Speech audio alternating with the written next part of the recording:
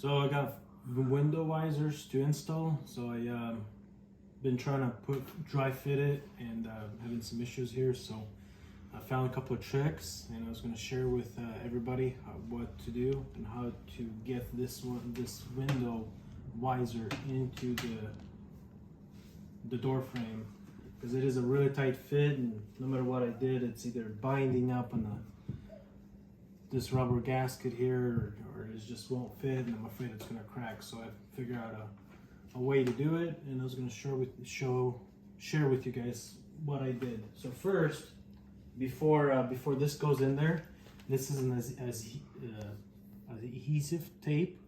So before I put it in there, everything in here has to be clean. I'm going to use a window squeegee and some alcohol pads, and I'm basically going to clean the window, peel this off, and I'll show you how I get these in there.